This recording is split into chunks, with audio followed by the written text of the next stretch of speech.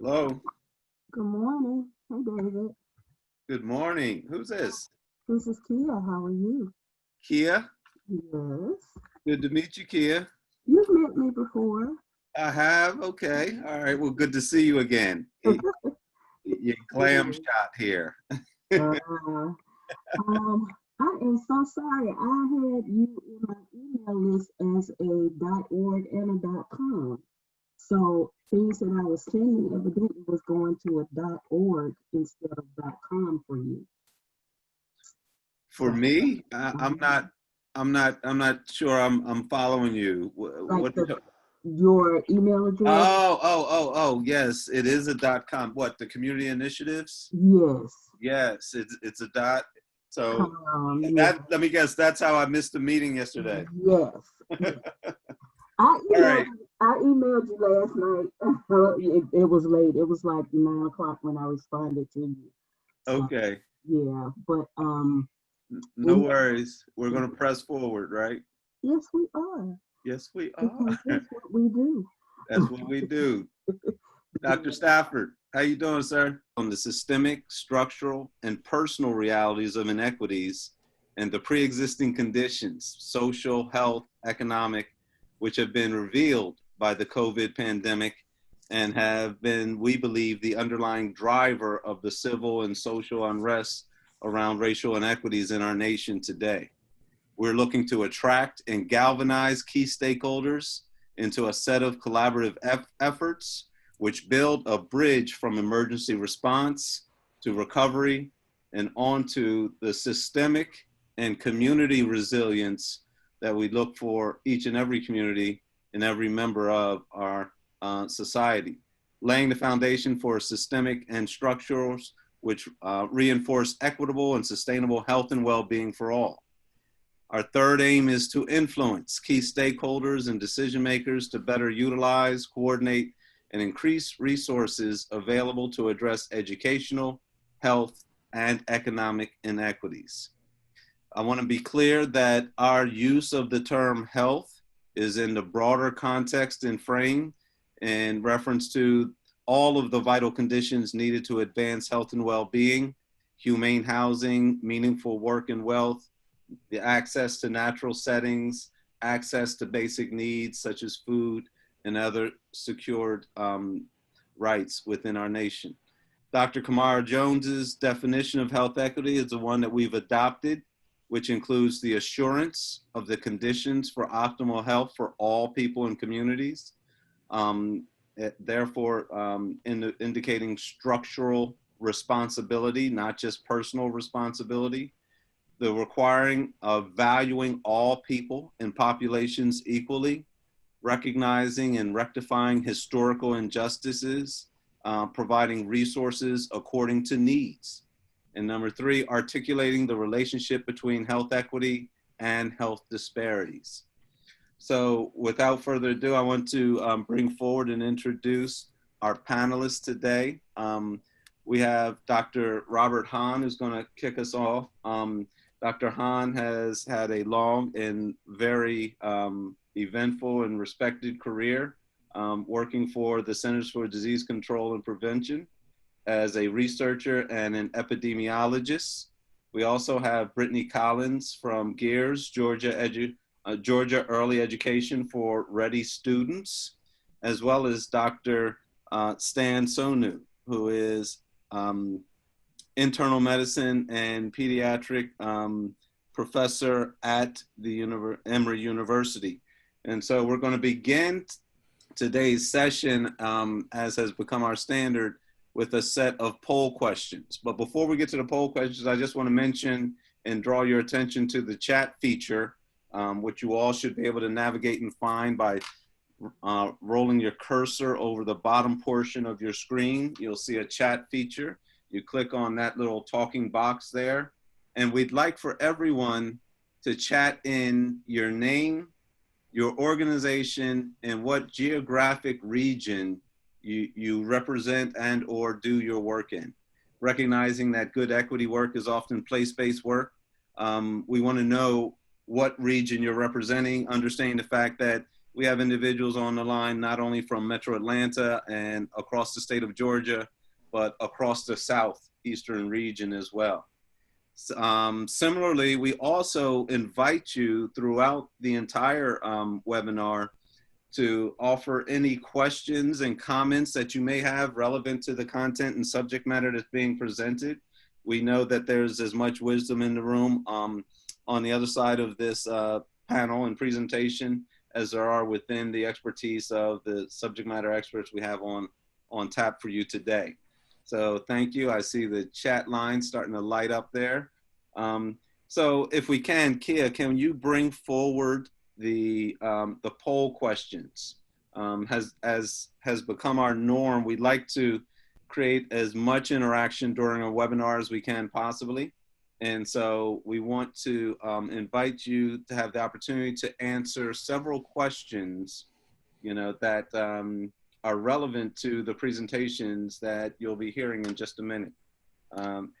Is Dr. Hahn able to see the poll questions? Dr. Hahn, can you see them? Not yet. Not yet. I see you, David. Okay. There they are. Okay. Yep. All right, Dr. Hahn, I see them. if you'd like, you want to just maybe give a review and walk through of the questions for the audience? Okay. Okay. So among the several things I'm going to talk about is where is equity and access for the Black population in the United States? So the first question asks where you think equity is greatest for the Black population in the United States. The second question is whether you think we've made progress over the past, say, 50 years in terms of civil rights for minority populations. The third question is about the roots of equity and inequity. Where do you think this goal that we are all focused on come from? And the fourth question is similar. What steps have to be taken in order to achieve equity? The fifth question is about what you think education is about and what you think its long-term purpose is.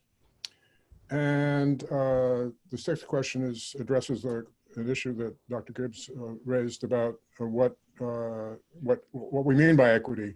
And that's it. So I look forward to your answers, and I will tell you whether you passed or failed. No, I'm just kidding. There's no passing or failing when I get the results. So we're going to give you all just a minute, and Kia and Andrea will let us know when we're somewhere north of, say, 160 respondents to the poll.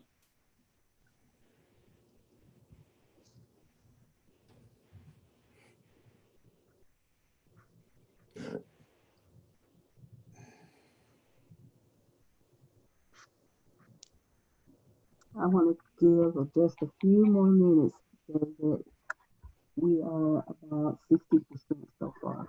60% so far.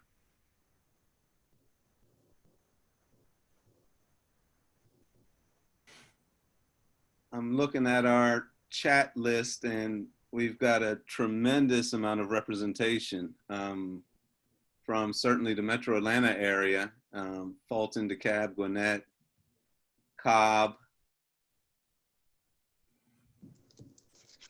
So we've got some folks from the West Coast here as well.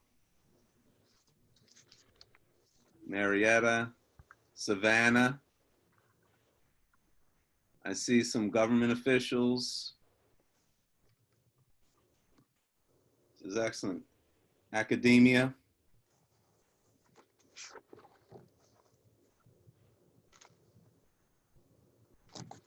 So for the sake of time, Kia, if we can go ahead and close out the poll, but please continue to complete the poll. Kia, before you close it out, will individuals who complete after closing the poll, will we still be able to tabulate and record their responses if we get a snapshot in time now?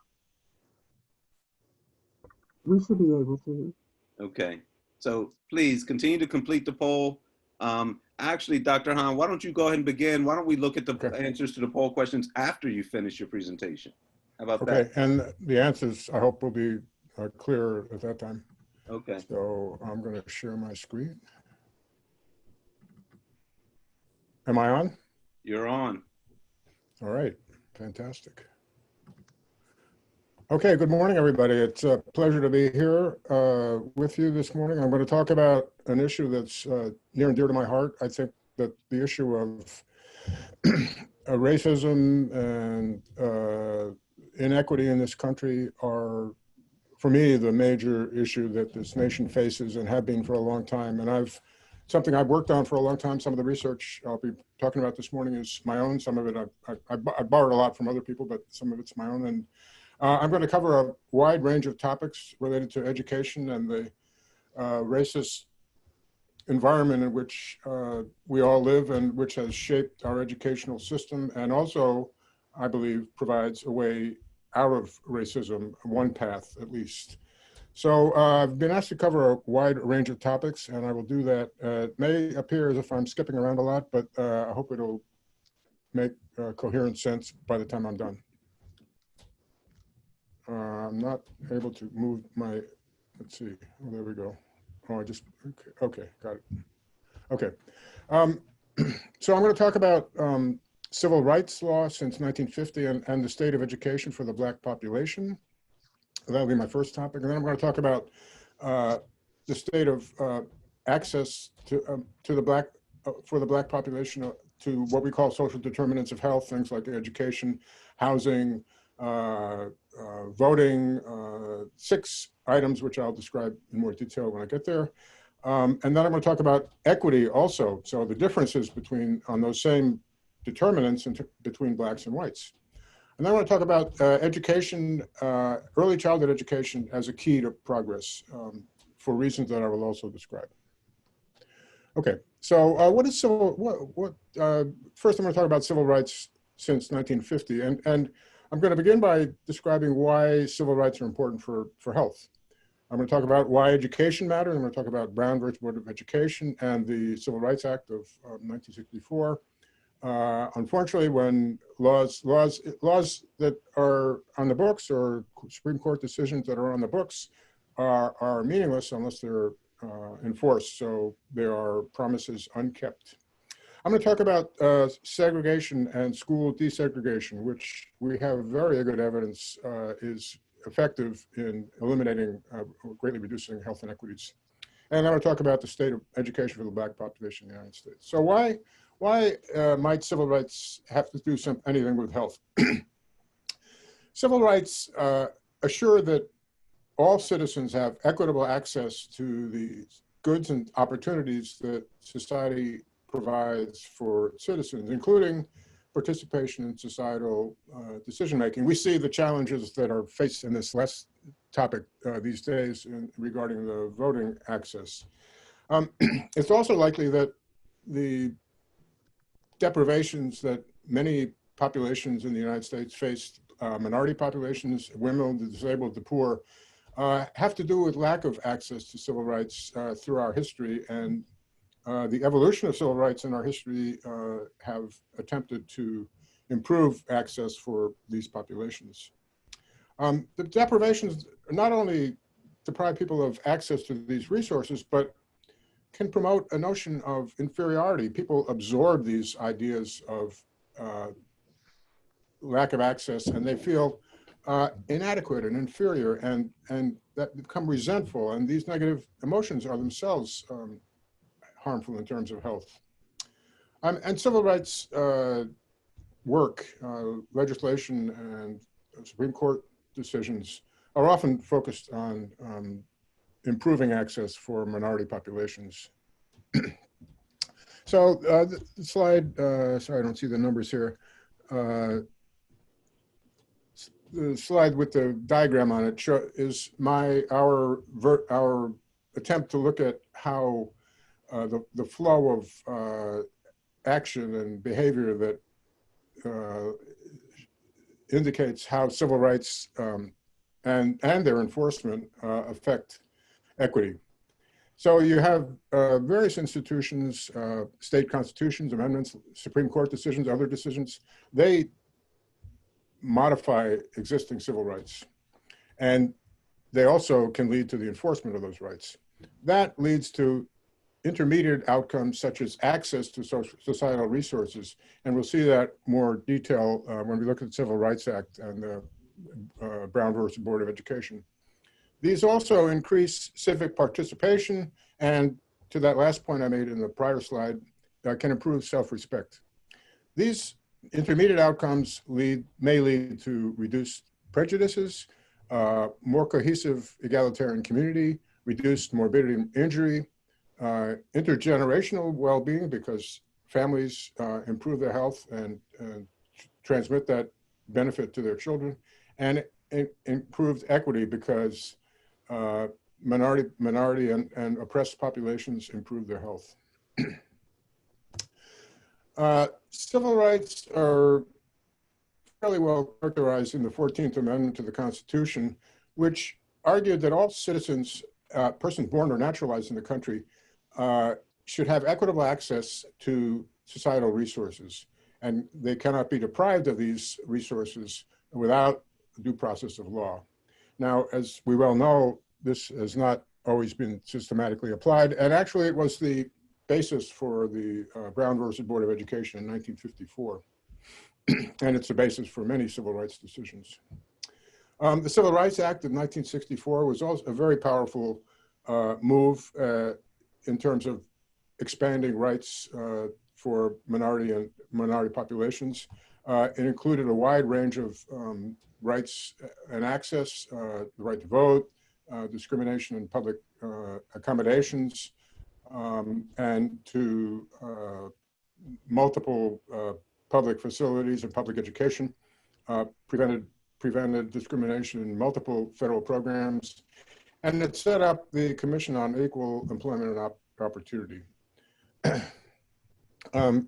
Slide 8 lists all of the titles in the Civil Rights Act and all of the processes and topics which were addressed and precluded from discrimination by the Civil Rights Act of 1964. It's a very, very broad piece of legislation. Slide 9 illustrates a powerful health consequence of the Civil Rights Act of 1964.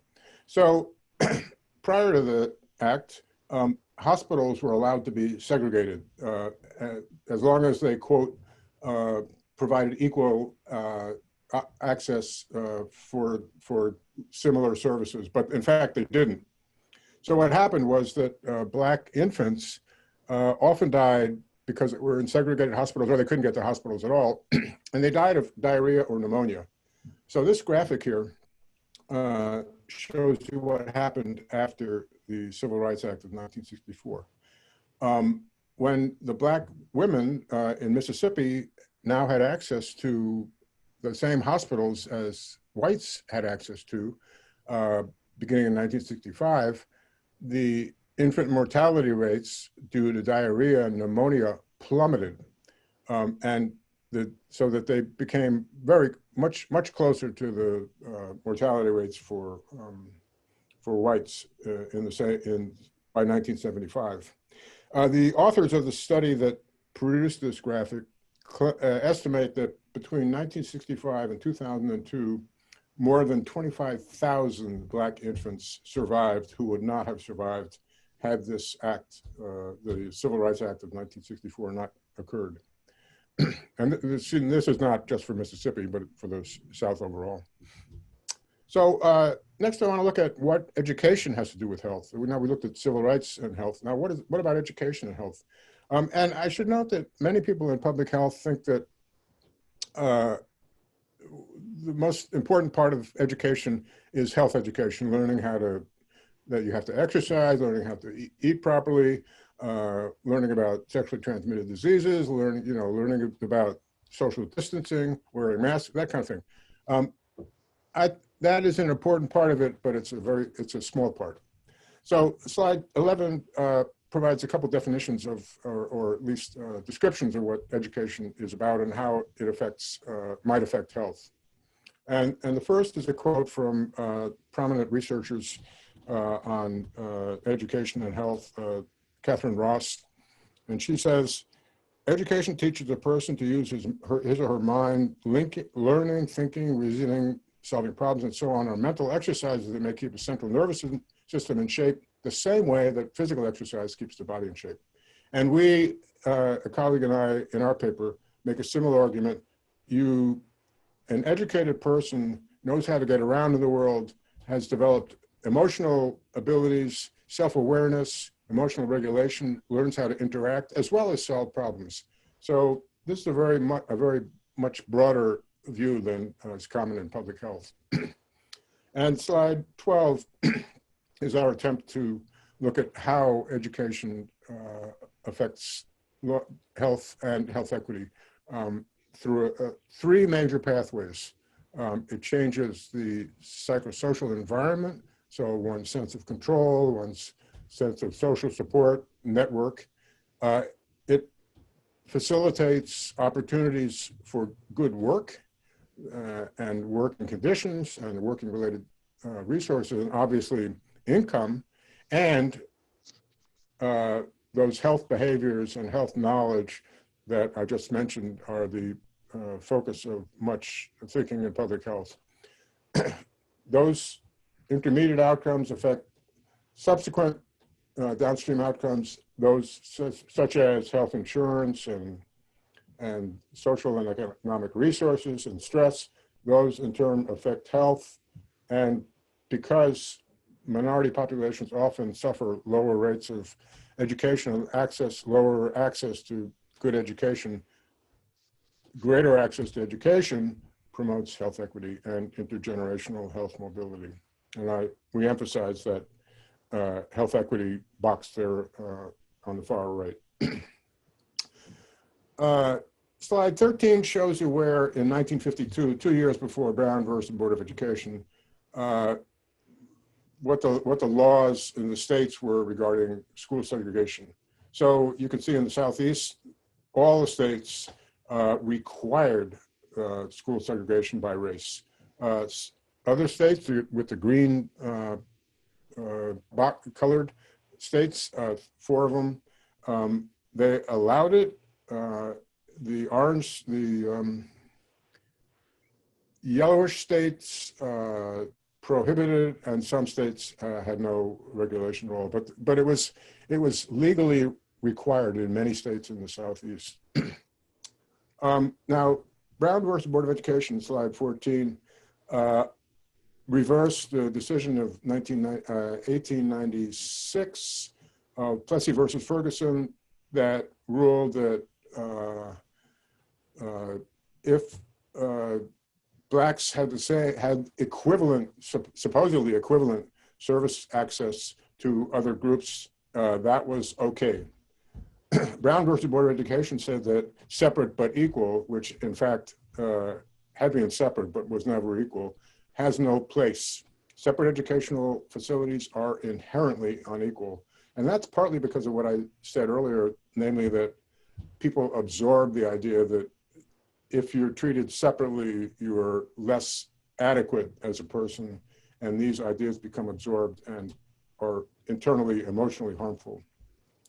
And as I noted, they based their decision on the 14th Amendment that assured equitable access to societal resources.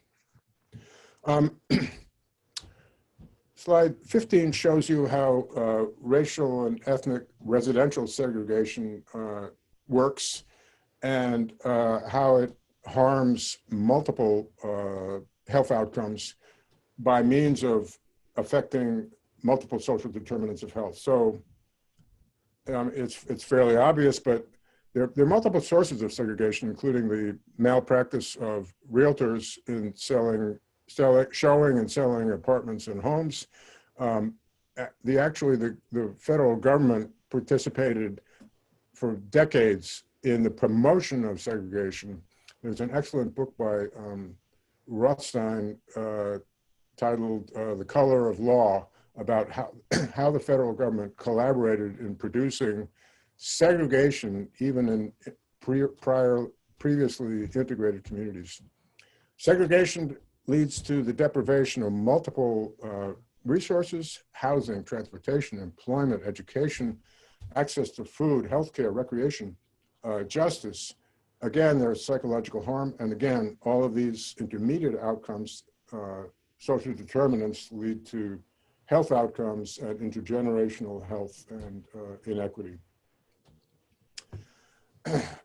Desegregation of schools is a very powerful tool.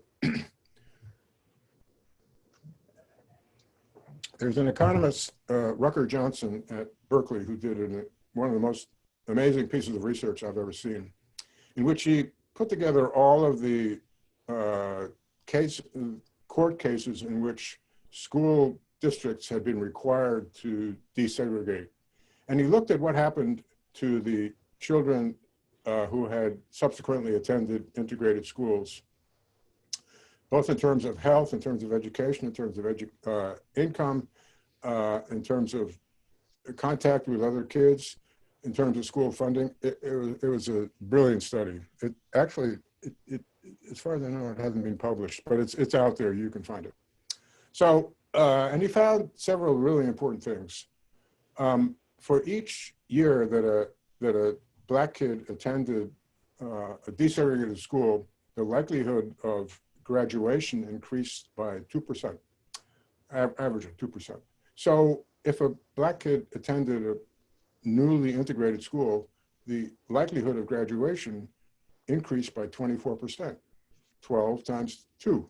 So, and during the period in which the study was done, the gap between white and Black graduation rates was about 25%. So the implication is that school integration, which means that Black and white schools, Black and white kids attend similarly funded, similarly supported schools, can eliminate the graduation rate, which is, and graduation, high school graduation is a powerful determinant of long-term health. For Black men in the study, the likelihood of going to jail was reduced by 15%. The income of the kids who attended desegregated schools increased by 25%. This is a graphic slide, I can't read my writing there, of how, the longer the kid was in school, an integrated school, the more likely the kid was to graduate from high school. The blue line is the Black kids, and the red line is the white kids. So the white kids were unaffected in terms of graduation, but the Black kids improved markedly. This slide 18 shows you that regrettably today, we haven't made enormous progress in terms of school desegregation, and the rate at which Black and Hispanic kids attend schools that are where most of the other kids are poor is much higher than that for whites. So, and that proportion has increased. So in 2001, 2002, 27% of white kids attended a school that was mostly poor, almost more than twice that proportion of Black kids, and more than twice that Latino kids attended schools that were had mostly poor students. All of those percentages increased by 2009, 2010. So, and again, the Black and Hispanic kids had much higher rates of attending schools with mostly poor children, which means that the schools are poorly funded. Now, I'm going to talk about a study that just came out that I did recently, and it looks at, I mentioned it earlier, looks at where in the United States the Black population has access to societal resources and where the Black and white difference in access to societal resources is greatest and least. And what I did was, slide 20, I looked at six things, excuse me, and I tried to find things that were fairly heterogeneous. There were very different kinds of aspects of social life that had long-term implications for health. But they also had to have data for black and white rates of these things in all the states. And you can see that each of these things is framed in a negative way. So it's high school non-completion incarceration, non-home ownership, poverty, and unemployment, voter non-registration.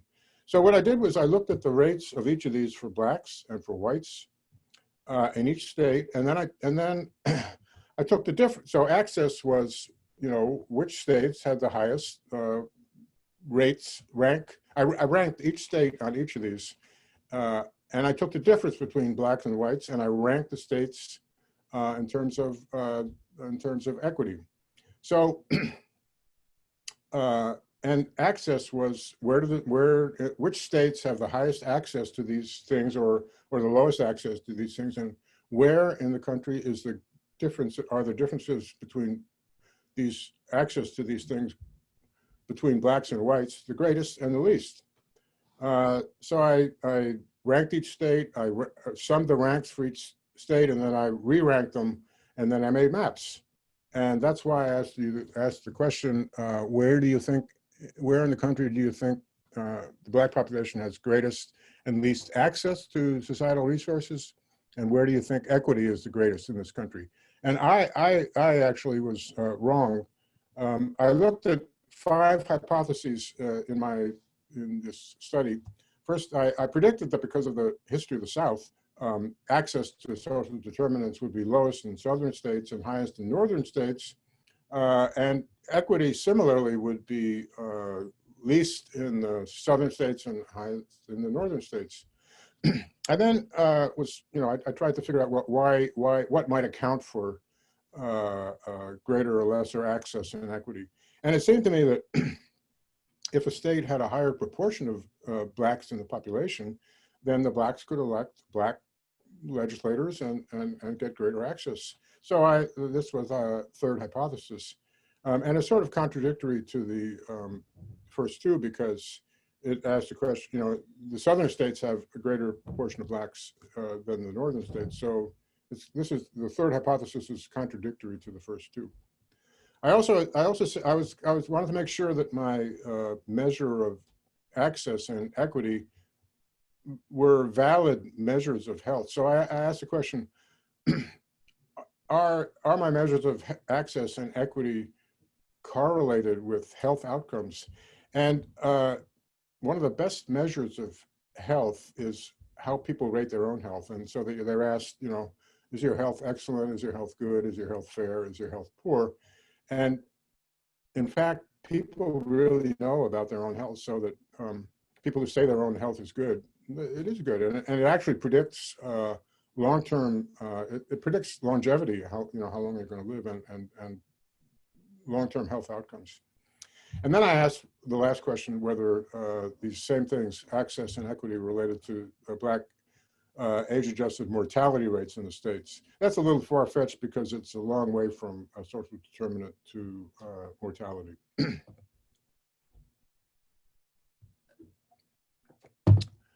And to my surprise, this is a map, slide 24, of where access among blacks is greatest and least. The lighter color is greater access, and the darker color is lesser access. And to my surprise, the South had the greatest access to societal social determinants of health, and the Midwest had the lowest rank in terms of social access to social determinants. The Northeast was second after the South, and the West was third. And the map was somewhat similar for equity. Again, the South had the greater equity, and the Midwest had the lowest equity. So looking back at my hypotheses, the slide 26, the first one is false. Access is actually greatest in the South. and equity is greatest in the South. The third hypothesis is true. A larger proportion of Blacks in a state is associated with greater access to resources. And I also looked at, don't have the data here, but I looked at the proportion of state legislators who are Black in states, and Southern states do have the greater number of Black legislators compared to the rest of the country. I also found out that determinants, social determinants, this rank of access is associated with self-rated health in states. So the higher the access, the greater the self-rated health among the Black population in that state. And the last hypothesis about access and inequity and mortality was not confirmed. There was no correlation. Again, that was a little far-fetched. Okay, now I'm going to move to early childhood education. In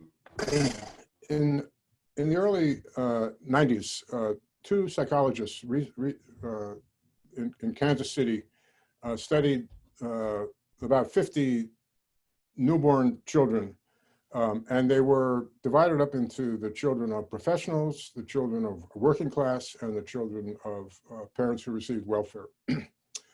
And this was in the days of before computers, and they recorded the interaction of these children from the age of about 6 or 7 months to the age of 3.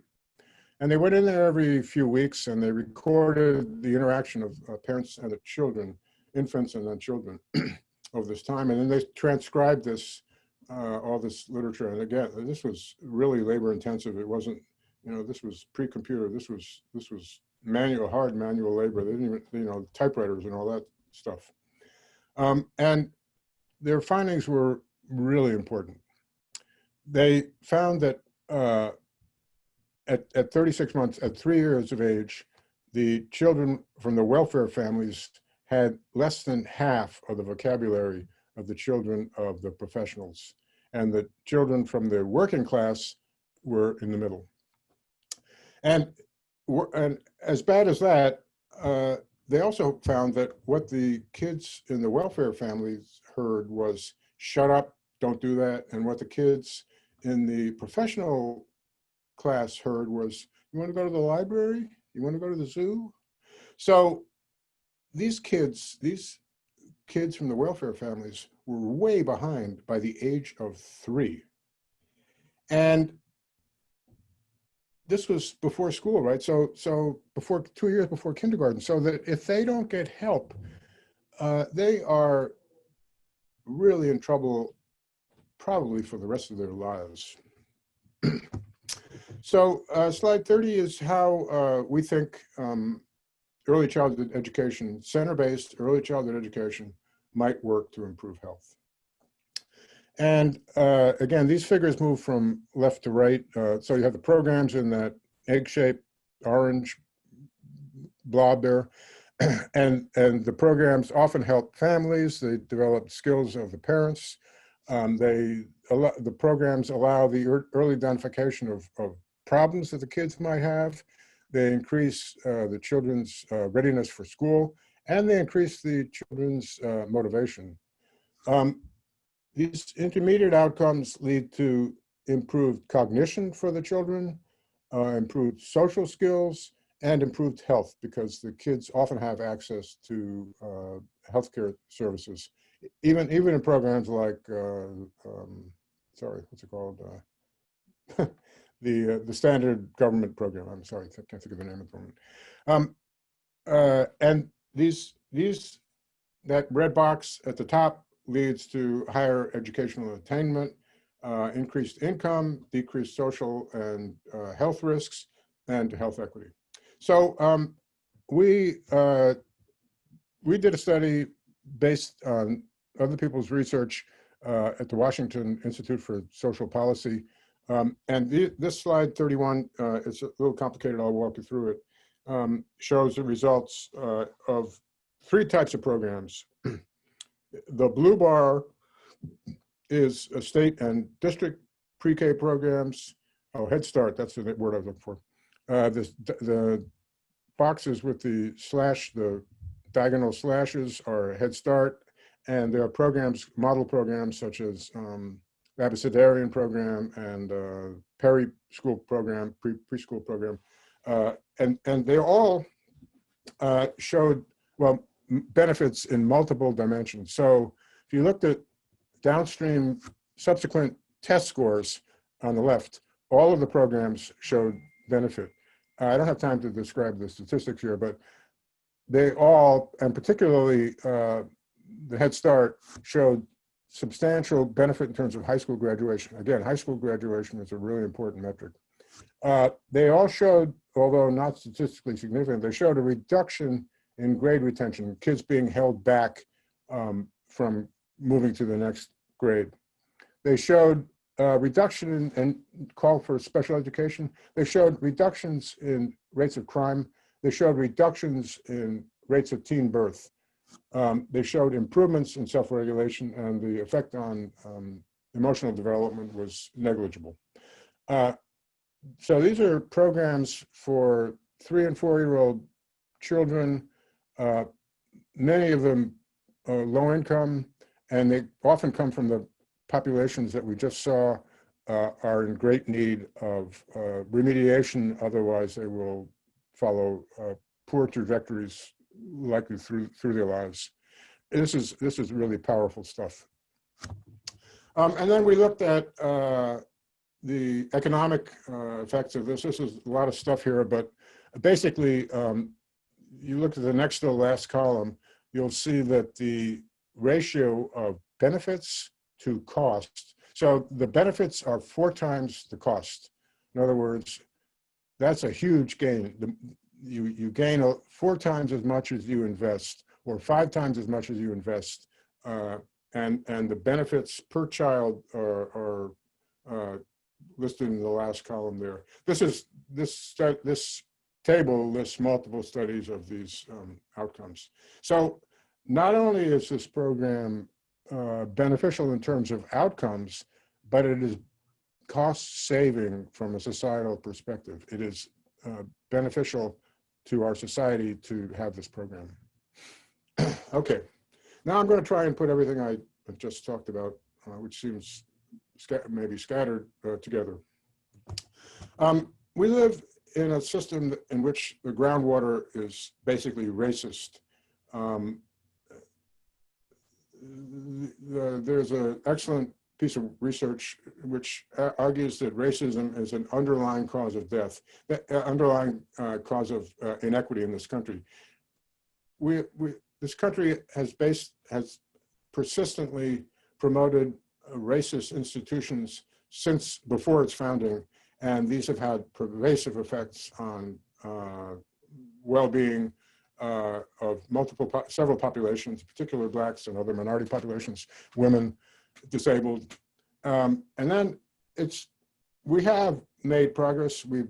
The dismantling of this racist system has been slow, and it has been resisted successfully. You know, we saw the end of slavery, then we saw Reconstruction, then we saw Jim Crow, then we saw the new Jim Crow. We're in my mind, making progress, and it's slow. As John Lewis says, you know, this isn't over. We got to keep working on this.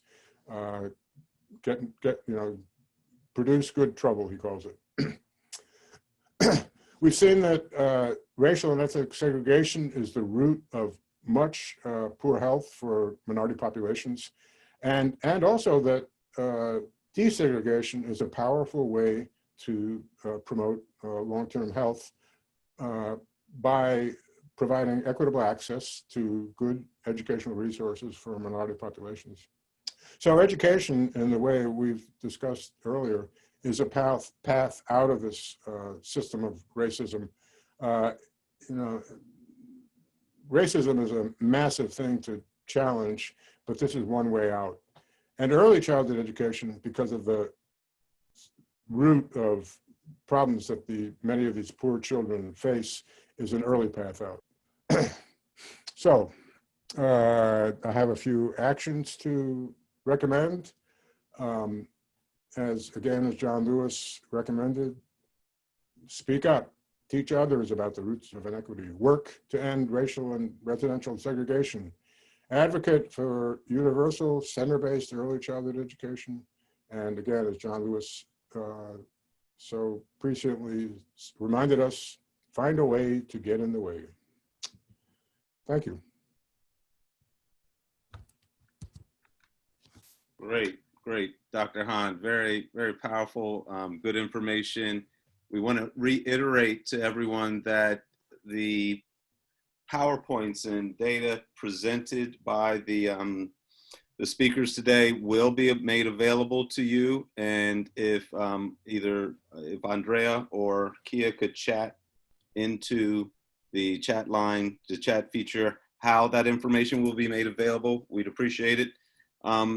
In a minute, we're going to look at the answers to the poll questions. So Kia, if you could begin closing the poll and pulling that data in front of us in just a minute. But Dr. Hahn, we want to, thank you for that great presentation. A lot of good foundational information there, going all the way back to some seminal educational federal policies that are still having rippling repercussions to this day.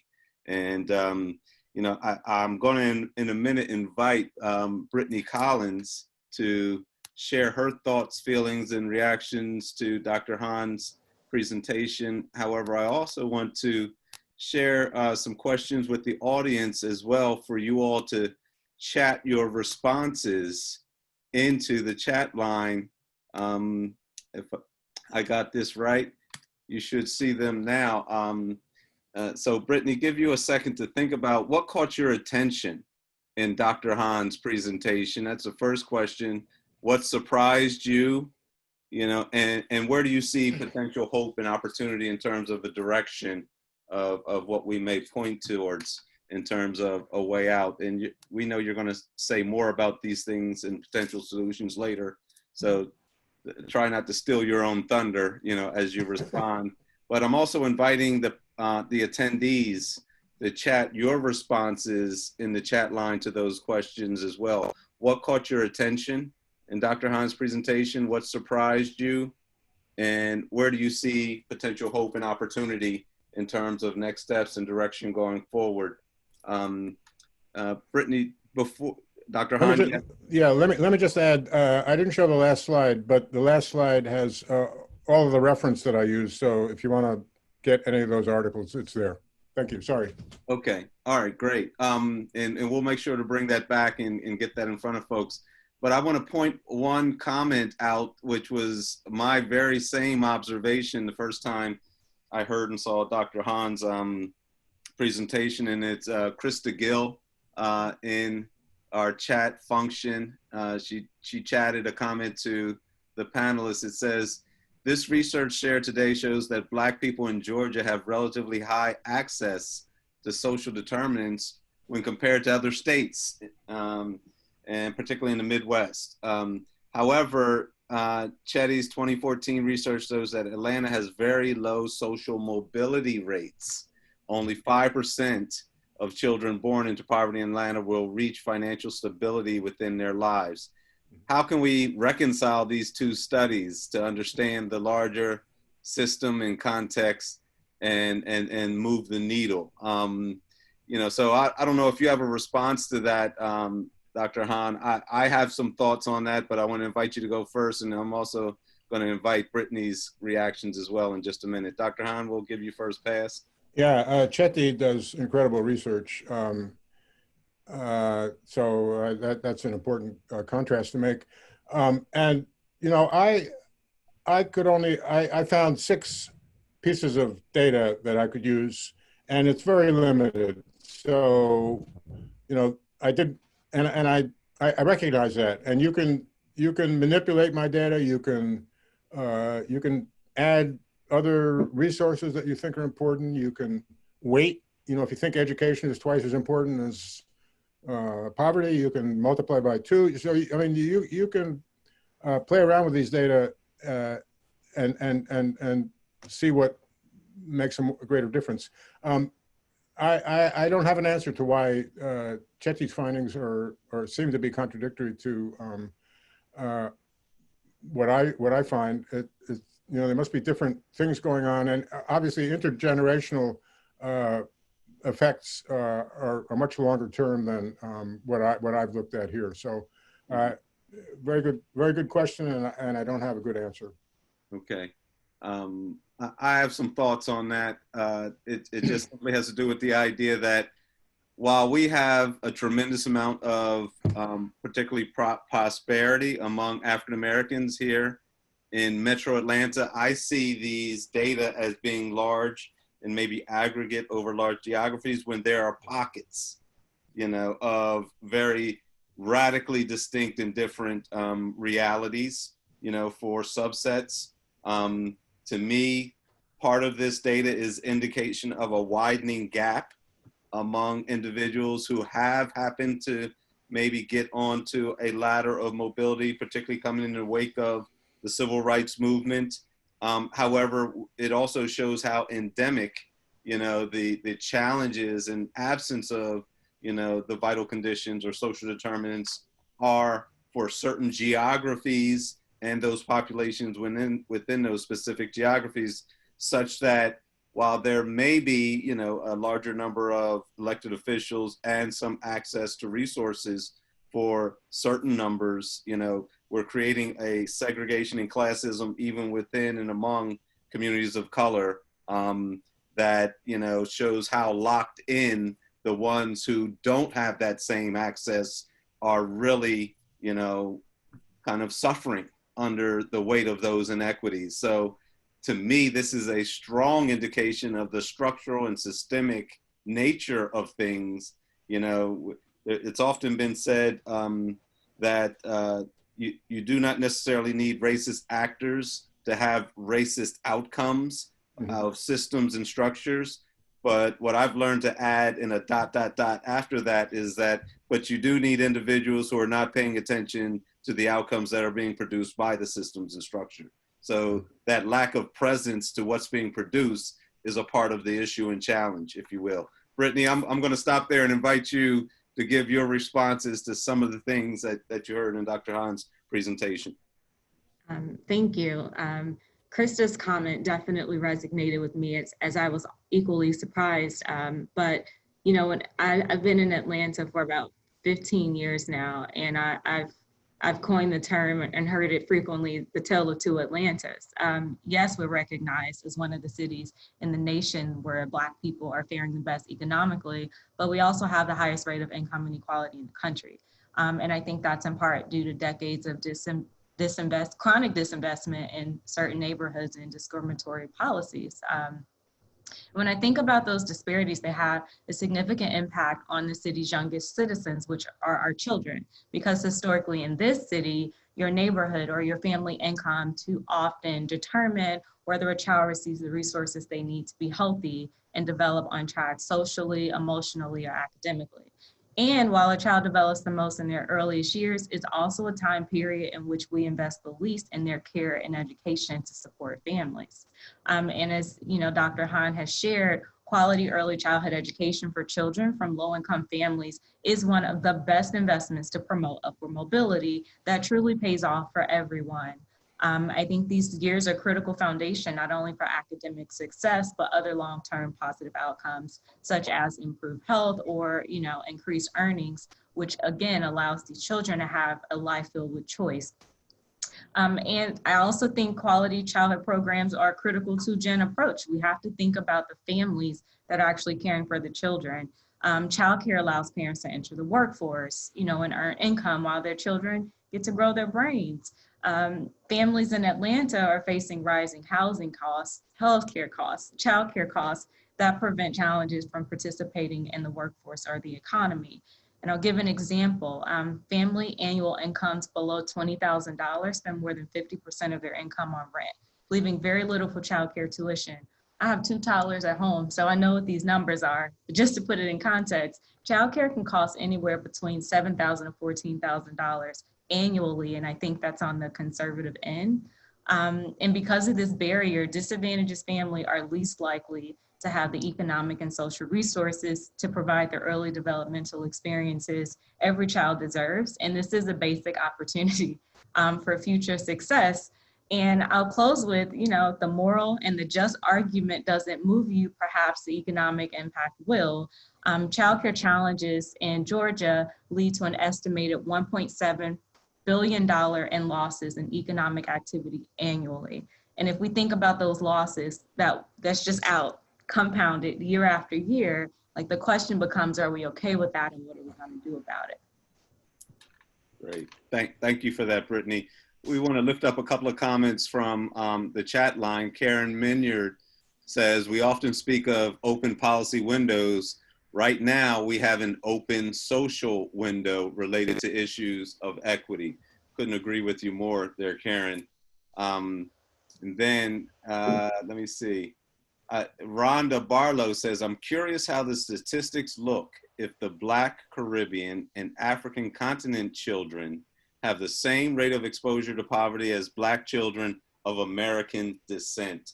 And you know what, I'm not a researcher. I read a lot of material, but I do have my own kind of personal American-born perspective on this. And it's the idea that, yeah, we've witnessed how, Blacks of other nationalities and from other parts of the diaspora have come, and maybe in some cases, I'd be curious to know what the data says as well, but there is an appearance that there's an ability to arrive in this nation, achieve and excel, in ways that a lot of our native-born African-Americans haven't.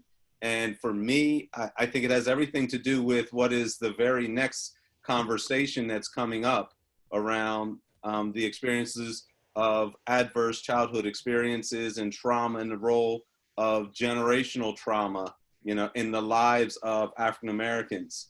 Not to say that it's solely exclusive to America, but in what I know of and have experienced in Caribbean and African cultures, there's also a culture of nurturing and support that's unlike, what may be found here in the United States. And so, the national context matters, as well as the local context of a nation.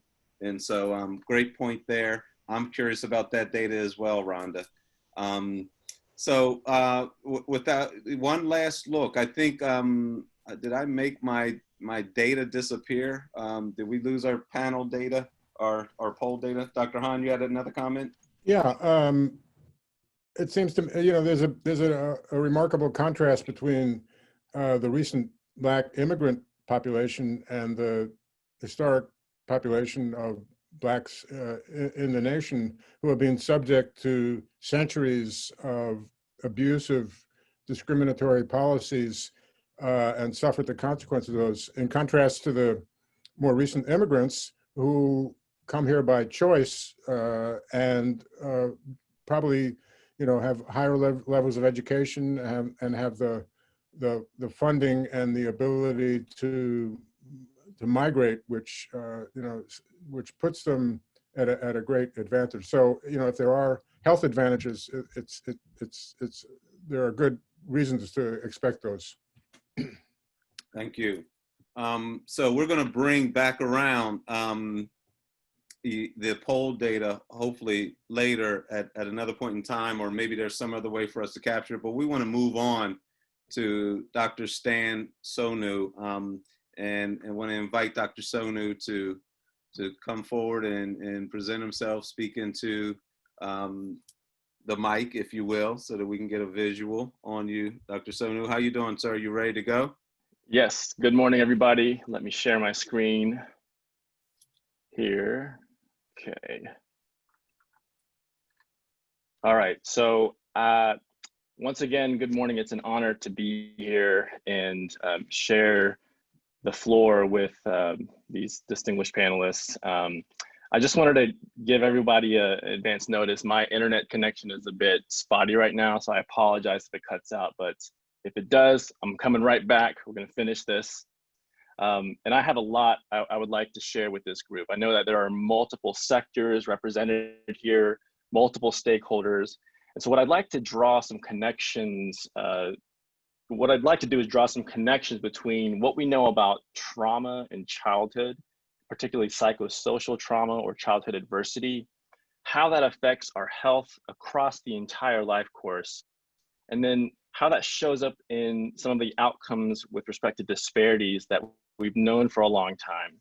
And then talk about some of the implications of present day with COVID and what to do with schools and in the debate around, do we reopen, do we do 100% virtual or distance learning? It's a hot topic, and I hope to provide some perspective from healthcare as well as a pediatrician. Some years ago, Dr.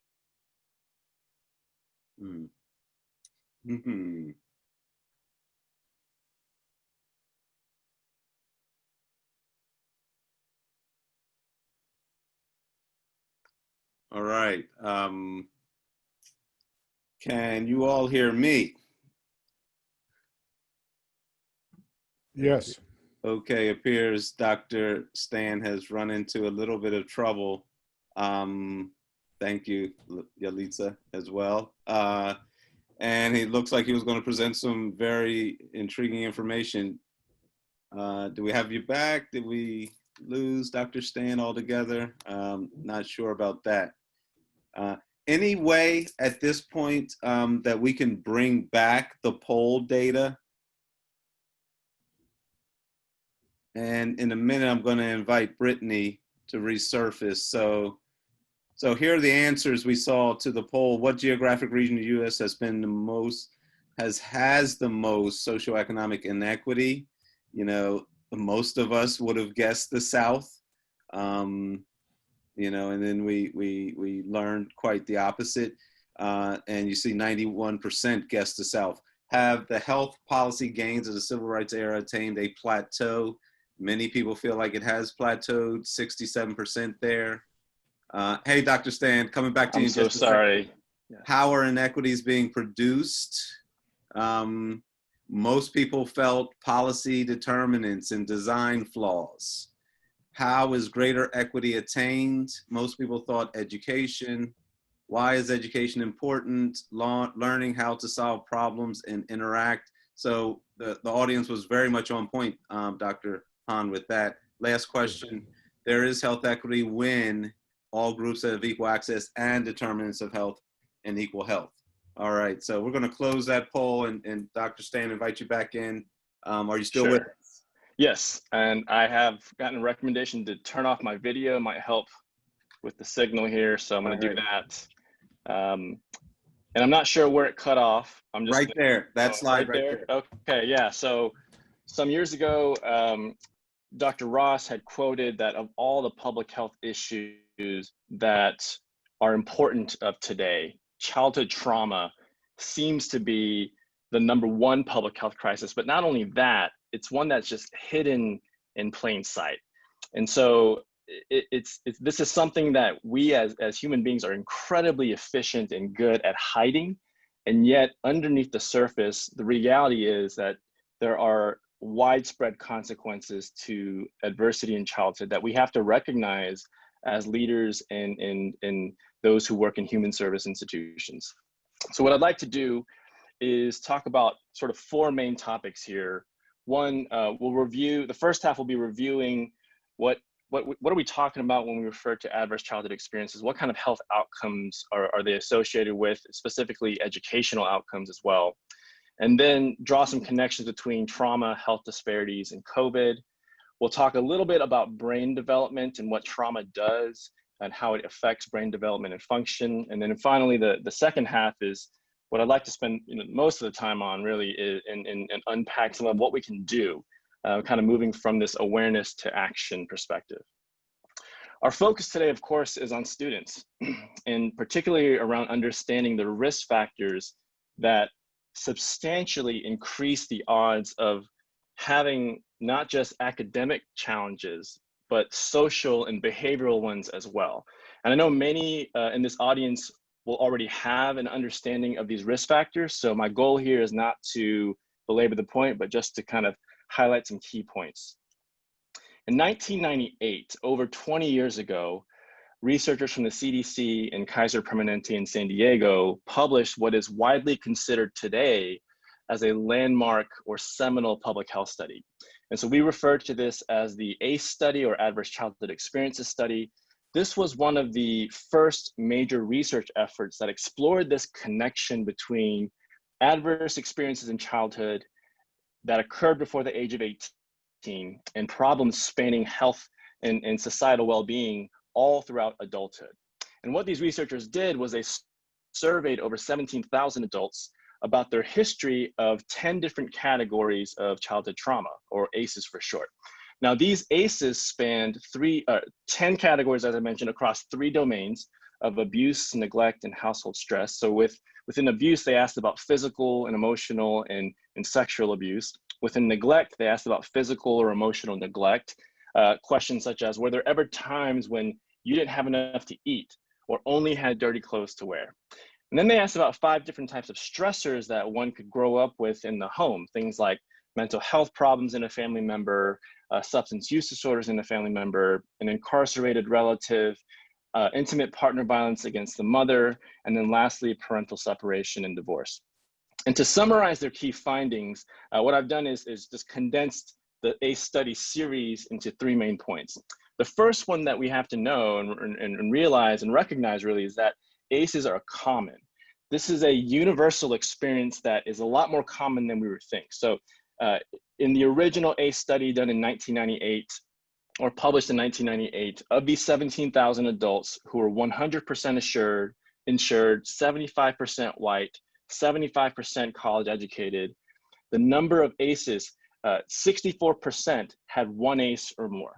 And then 1 in 8, or about 12.5%, had 4 ACEs or more. And so this was a very affluent sample by many standards, especially today. And even in this sort of affluent sample group, participant group, ACEs were common. The second key finding, and this is what had my jaw on the ground the first time I ever heard about this topic, was this connection, this association between ACEs and a multitude of undesired health outcomes. What these researchers found, what they observed, was the higher number of ACEs a person reported, the higher risk that person would be for some of the most common health and behavioral problems in the US today. Things like health risk behaviors such as substance use disorders, heavy alcohol use, tobacco use, illicit substance use, mental health problems like depression, anxiety, and PTSD, even chronic disease. So things that typically show up in middle age or in our elderly years, chronic diseases such as chronic lung disease, diabetes, heart disease, stroke, cancer, and even obesity. And then they found that ACEs have this strong association with problems all throughout the school years, academic failure, school suspensions, and expulsions. And then lastly, they found that there's this sort of connection or cyclical nature between ACEs and other unmet social needs. And so the idea here is that ACEs can beget ACEs, and there's an intergenerational transmission of ACEs that's quite common. Just to put some numbers to what we're talking about, if someone had 4 ACEs or more compared to another with no ACEs, that person would be 7 times at a higher risk or greater likelihood of ever having an alcohol use disorder, over 4 times more likely to have a substance use disorder or chronic lung disease, and over 2 times more likely to have cardiovascular disease or heart disease or cancer. Now, the third key finding, and this is what I think is the most stunning finding of the ACE study series, was this impact on mortality on a population level. And so when these researchers followed these patients forward for about 10 years, what they observed was that for those who had no ACEs, the average lifespan was about 80 years. But for those who had 6 or more ACEs, the average lifespan decreased by 20 years to an average of 60 years. Again, the measurable difference between these 2 groups being the burden of trauma that was experienced before the age of 18. Now, one question that I get quite often is, aren't there more than these 10 ACEs, right? We could all probably think of several more examples of different types of trauma that could be experienced in childhood. And so the answer is without a doubt, yes. While the original ACE study only studied these 10, we know that there are many more types of adversity in childhood that actually differentially affect certain groups or communities. And so to illustrate this point, I like to use this diagram, which we call the tree of ACEs. And so if you can imagine with me that the leaves and the branches here represent the interpersonal or conventional ACEs that we just discussed: abuse, neglect, and household stress. Well, as a tree grows, we know that it's going to grow out of a network of roots that provide the foundation for that tree. And so we refer to the roots as adverse community environments. These are things like violence in the community, poverty, racism, discrimination, unaffordable housing, economic disadvantage, or joblessness. In and of themselves, we have to remember that these are each independently associated with a wide array of undesired health outcomes. But as they relate to ACEs, the interpersonal ACEs, the leaves and the branches, it's felt to provide a contextual pressure, if you will, out of which the interpersonal ACEs, the leaves and the branches, might occur at higher frequency, higher severity, or in the absence of helpful or mitigating resources. And so one example that I encounter quite frequently when I'm in clinic over at Grady is that if I'm seeing a patient who has a mental health need and they want help for it, they want to see a mental health provider for it, but they're from Clayton County, not Fulton County or DeKalb County. And so let's say they don't have insurance and they live in Clayton County. Well, that significantly limits their ability. If they don't have insurance and they don't live in Fulton or DeKalb County, they can't get the Grady card. And so if they don't have insurance, if they're not funded, that takes off about 90% of what I can offer them for their mental health need. And so just by where they live, just by their insurance status, the impact of any trauma that they experience in childhood is going to be experienced that much more severely. Now, this illustration, it doesn't stop here. It goes one step further. You know, as a tree is growing, the roots are drawing in minerals and nutrients from the surrounding soil. So in a lot of ways, what's in the soil is sort of predictive of the tree's trajectory or the forest's trajectory at large. And so we refer to the soil as adverse collective historical events. These are events in recent history that I put here that have conferred an intergenerational impact. Things like forced displacement of Native Americans, slavery, Jim Crow to mass incarceration, Holocaust, genocide in the Middle East, forced separation of families at our southern border. And then I would add now this global pandemic of which nobody has really escaped the impact of. In a more recent study from some colleagues over at the CDC, they asked the question, well, who has ACEs in our country? What is the distribution of ACEs in our communities? And in surveying almost 250,000 adults, what they found was that yes, while ACEs are universal, meaning they do cut across almost every social demographic, ACEs are also simultaneously disproportionately common in communities that have endured and faced systemic prejudice, marginalization, and neglect. So the final answer to the question of who has ACEs is really a both and or a yes and. But so why does this matter? Why do we care that there's a disproportionate sort of distribution of ACEs historically in our country's history? It matters because if the experience of trauma, again, is disproportionately occurring among, for example, minority groups, and trauma is significantly associated with many negative health outcomes, then inevitably we will see disparities in health outcomes from a disparity in trauma. And so this is a graph that shows deaths from heart disease by race over time, just one example of one disease that's implicated in this way. While the gaps between races have narrowed over time, you can see that Black Americans have and continue to have the highest rates of deaths compared to any other racial group. And so after all we've discussed with respect to this life course review or perspective on trauma and health, is it any surprise that the same racial disparities are being observed with the coronavirus pandemic? And so this is a simple slide here, data through the end of May, looking at the number of COVID cases per 10,000 people. And what you can see right away is that Black Americans, Latinx Americans have the highest case rate of any race ethnicity that's being recorded in the United States.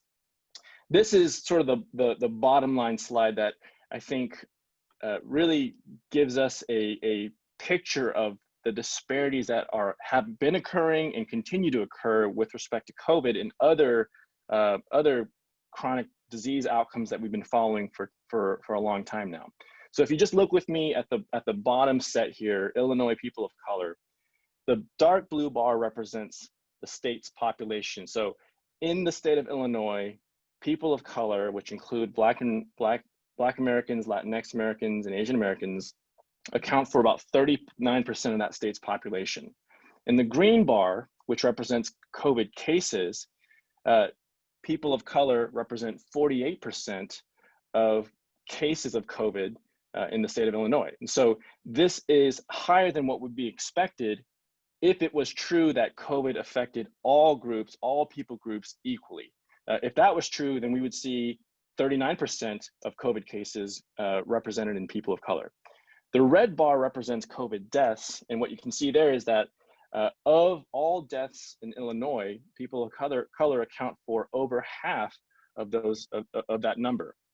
And so when we look at other states that have been reporting these data, and I would say here that not every state has been reporting COVID cases and COVID-19 deaths by disaggregated by race ethnicity, but the same pattern overall exists. So look at Louisiana, which is second from the bottom. In Louisiana, Black Americans account for 32% of the state's population, and yet represent 70% of deaths from COVID in that state alone. And across any state that I've looked at, this disparity has persisted. And so my sort of bottom line point for this slide is that COVID didn't cause these disparities. If COVID did anything, it shined a gigantic spotlight on the disparities that have been existing and simmering beneath the surface of our consciousness societally for a long time now.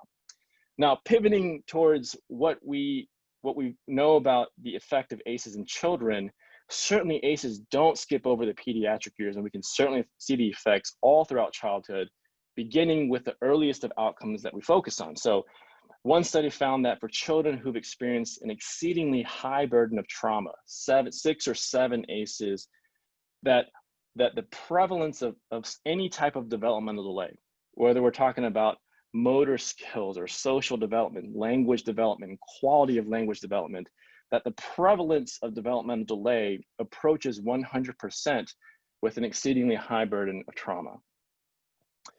ACEs, we know, increase the risk for academic vulnerability substantially. One study found that after they adjusted for the school that was attended, grade level, race, ethnicity, gender, socioeconomic status, and even enrollment in special education, that children with 4 ACEs or more were at a much higher risk for academic failure. So over 3 times higher risk for academic failure, almost 5 times greater risk for having attendance problems in the school, and almost 7 times more likely to have behavioral problems in the school. Again, this is comparing children with 4 ACEs or more to those with no ACEs. The same study found that these same school problems also tend to occur in clusters. And so for children with 3 ACEs or more, over half of these students had 2 or more problems compared to about 1 in 8 for children without any ACEs. And this is why it's been said, and this is quoting Dr. Ross again from the beginning, he said that childhood trauma is a top predictor of misbehavior that leads to school suspensions. It's the number 2 predictor of academic failure. Another similar school-based study found that those students with 4 ACEs or more were at a whopping 33 times greater risk of having some type of learning or behavioral problem, such as ADHD or disruptive behavior, compared to children without any ACEs. And so when we look specifically at ADHD as an outcome with respect to ACEs, studies have shown that the risk of having a diagnosis of ADHD increases in a stepwise fashion in a dose-dependent manner by ACE score. So when compared to children without ACEs, those children with 3 or 4 ACEs or more are at a 3 and 4 times greater risk of having the diagnosis of ADHD, not necessarily having ADHD, but having the diagnosis.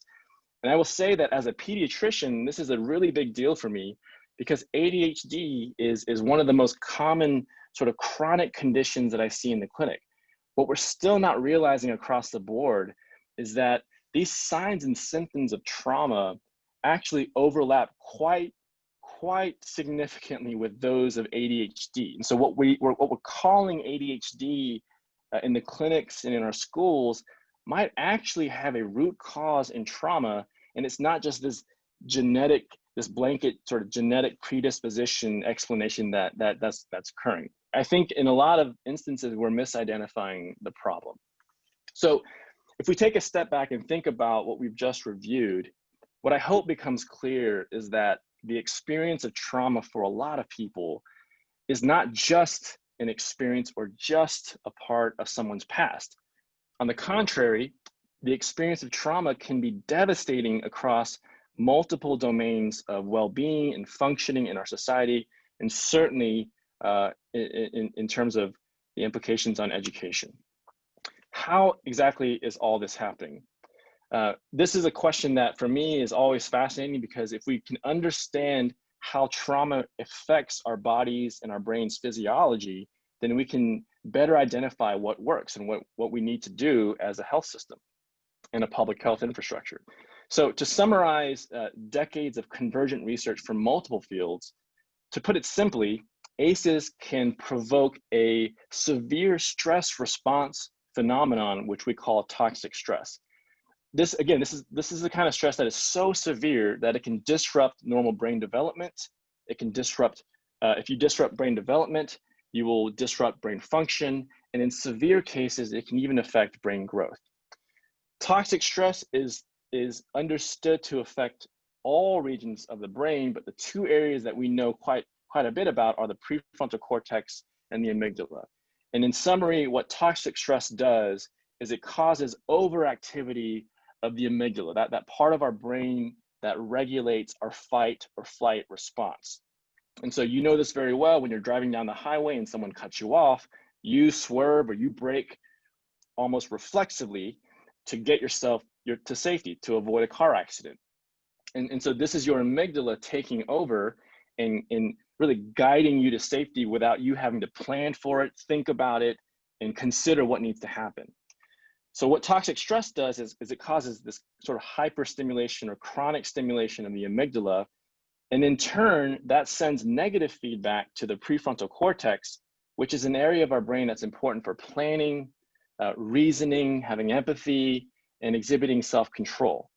And so if toxic stress is occurring in a child during those years of critical growth and development, then it will disrupt normal brain development, it will disrupt the development of the prefrontal cortex and create connections between the amygdala and the prefrontal cortex that would not have otherwise been there. And I cannot stress enough how much educators are seeing the effects of toxic stress real time in the classroom. Toxic stress can show up as children who are hyperactive, hyperaroused, which means they're combative, impulsive, hot-tempered, hyper-competitive. On the flip side, it can also show up in children who appear completely disengaged, who are inattentive, have a numb affect. And the overdiagnosis of ADHD, notwithstanding, what we need to recognize more is that oftentimes behavior challenges in a student, when a student has disruptive behavior or they're triggered at the smallest sort of inciting event or smallest incident, those behavior challenges might represent a signal of a potential stressor or ACE and not the problem itself. Children are not inherently flawed or damaged, but their brain development is being influenced to the extent that they are telling us en masse that the social conditions around them need to change. And so we've walked through the first three here. And the time I have left, I think if I could get about 15 minutes, if that's okay, David, I'd like to unpack this last section of what we can do and move us towards some action items. So after we spend all this time unpacking the problem, I'm here to say that we have strong reason to have hope, because the reality is we know that not everybody who's experienced trauma in their childhood is doomed to these consequences. We all know people in our lives, and it might even be you on this conference, who has made it despite the odds. So what is it about the people who are able to live that healthy, adjusted life, to succeed academically despite having high numbers of ACEs? Well, one of the operative words that we focus on is this notion of resilience, which is this ability to adapt and succeed in the face of significant adversity. And there's a couple things we have to know about resilience. One, it's not something that we're born with. It's true, we might be born with a particular type of temperament, but resilience is really built through a child's social ecology, the type and the quality and the number of positive adult relationships. The second important thing is that resilience is important because when it's there, that means even in the face of high ACEs or traumatic events, that individual has a high chance of succeeding through adaptation and contextualizing what's happening. From a health equity perspective on resilience, the focus is not telling families what they need to be doing, but the focus really is on optimizing the conditions through structural changes that can allow families to focus on these sort of resilience building priorities and activities. What's important about resilience in terms of toxic stress is that it can revert what could become toxic stress back into tolerable stress. And so what are the critical factors necessary for cultivating resilience in children?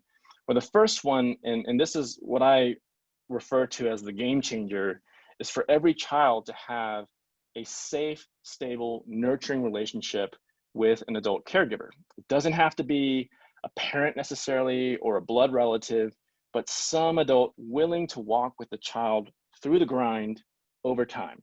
The more of these types of relationships in a child's life, the better. So whereas adversity makes us vulnerable, healthy relationships protect us. The second critical factor, and I won't spend as much time on this point, is to harness what we've learned from neuroscience over the past 20, 30 years and understand that we can teach ourselves methods and mechanisms of modulating our brain activity. So when that amygdala is activated, if it's on fire, are there ways that we can calm that down and bring us back to a state in which the frontal lobe or prefrontal cortex has access and we can make better decisions? So in understanding that our armor against the effects of trauma are these safe, stable, and nurturing relationships, this is where the idea of trauma-informed care, at least for me, it makes sense, because when we talk about care that is trauma-informed, we're really talking about a framework.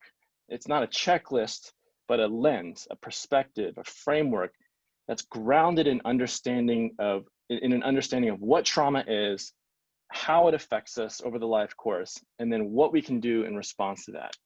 And if you've heard a talk on trauma-informed care before, I'm sure you've seen a slide like this somewhere along the lines, but this is the sort of critical first mental pivot or paradigm shift of trauma-informed care. When we see a student, or in my world, a patient, it could be a colleague, a friend, a family member, and we see behavior that we might call self-destructive or counterintuitive or problematic. This could be a third grader who becomes extremely upset, wants to fight another student because that student gave him a look, just a look. And when we encounter these situations, when we think, just what's wrong with you? Just calm down. It's not a big deal. What trauma-informed care is asking us to do is to stop saying what's wrong with you, or stop implying what's wrong with you, and start asking instead, or having the perspective of what's happened.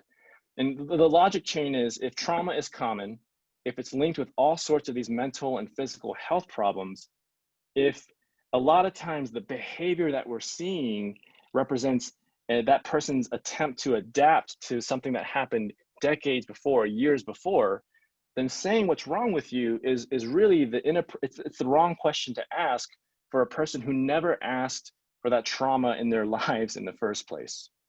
So it's what's wrong with you, not what's wrong with you, but instead what's happened to you. There are a number of principles that can help serve as sort of guardrails to implement trauma, or to actualize trauma-informed care. I don't have time to discuss all these in depth. I just wanted to show them here, and they include things like safety, trustworthiness, and transparency, not assuming that trust is there between people, but really taking the posture and perspective of earning trust, supporting initiatives that really prioritize peer support, collaboration, mutuality, empowerment, voice, and choice. This is really sharing power, upholding a person's autonomy to make decisions that are in their best interest, and then finally having a meaningful understanding of important cultural, historical, and gender issues. At the center of these principles, it goes back to what we've learned about resilience, that people can heal. We can heal in the context of healthy, safe, stable, nurturing relationships.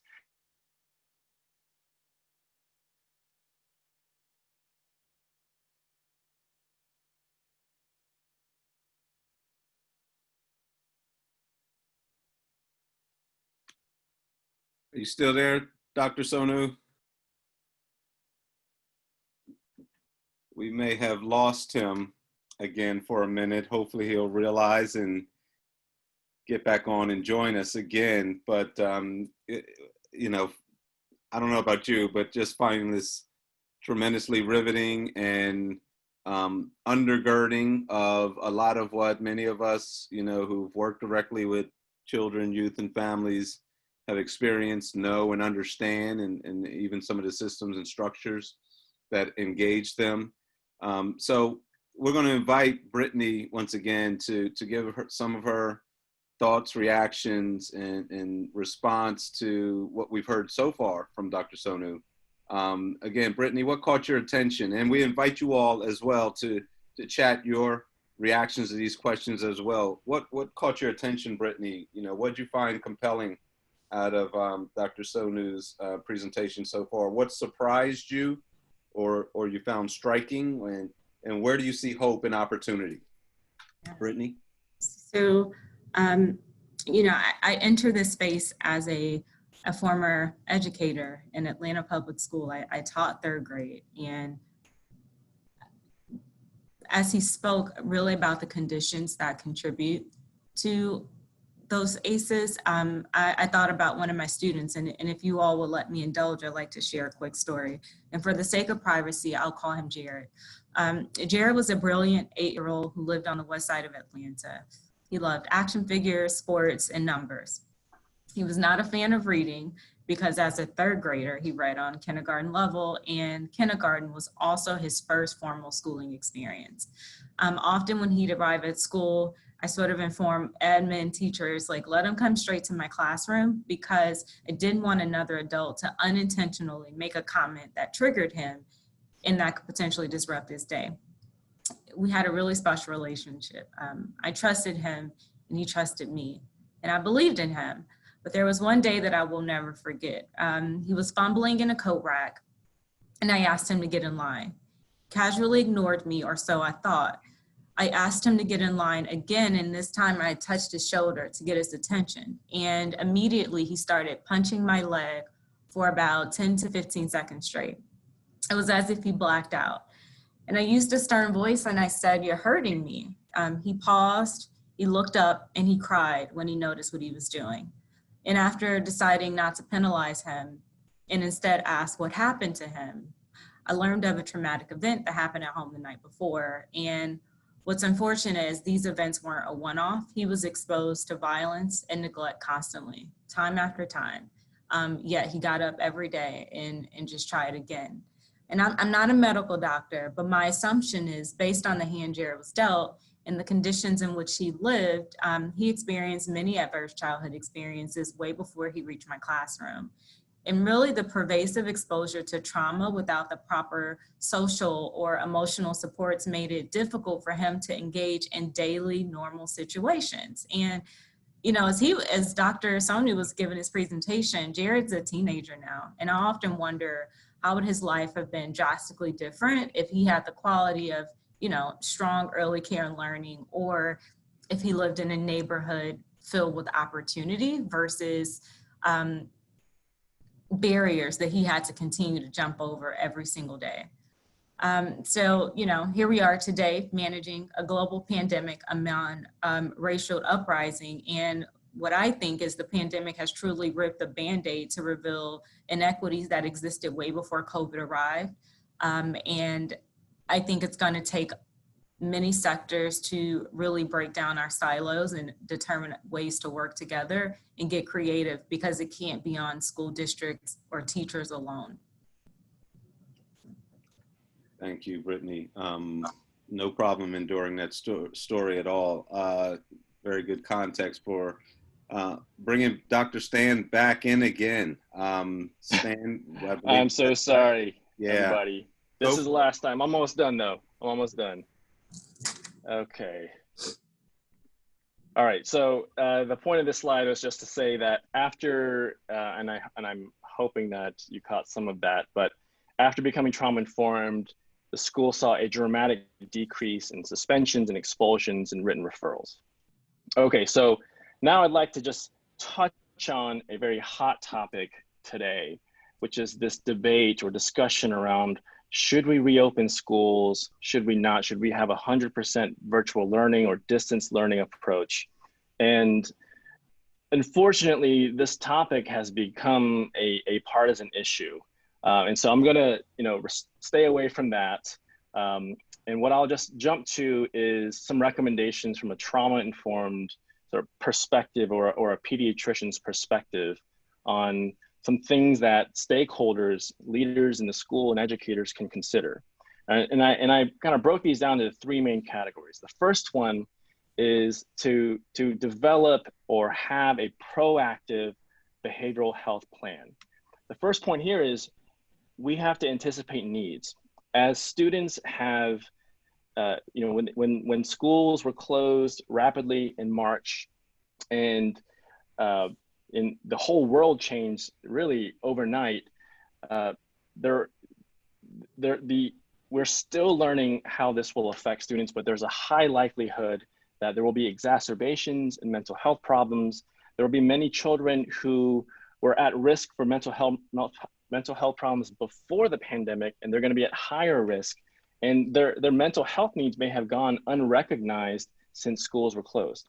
The second thing is, I think more than ever, we need every staff and teacher in the school to be trauma informed, to have this understanding of how trauma shows up in children in the form of behavior problems. Then I think this is also a great opportunity to utilize some of those program development days for teaching practical skills for self-regulation. One program that I'm a big fan of is CREM, or the Community Resilience Model. It's low cost, it's quick, it's easy to teach, it's easy to teach others how to do it, and it's been done well in a student population as well. And then finally, as we anticipate that there will be children who will need further support, behavior health or mental health, we should ensure that we have mechanisms for referring students and that these are ready to go. The second category is, I think it's powerful. It would be powerful if we can be intentional about checking in with students and families. For students who don't re-register for classes, for example, can we reach out to them? Can we check in and see how things are going and help facilitate meeting any needs that they might have?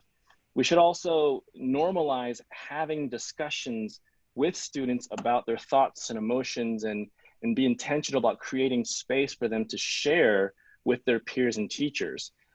Just because a student is not saying to their parent or sharing with their friends how they've been dealing with the pandemic and how it's been disruptive for school and their friend relations, their friend networks, doesn't mean that they don't have thoughts. And so we should think about how to create space so that they can voice their concerns, so we can understand how they're doing. And then for those students who opt or who will learn virtually, we might consider offering additional counseling support or being intentional about informing that there are resources available for students in this situation as well.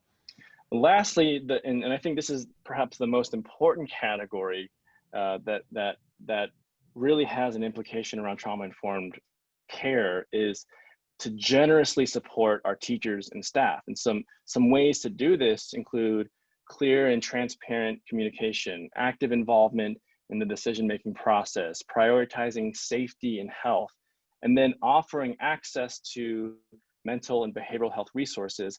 And essentially, these are all examples of the 6 trauma-informed principles of safety, trustworthiness, and so on and so forth.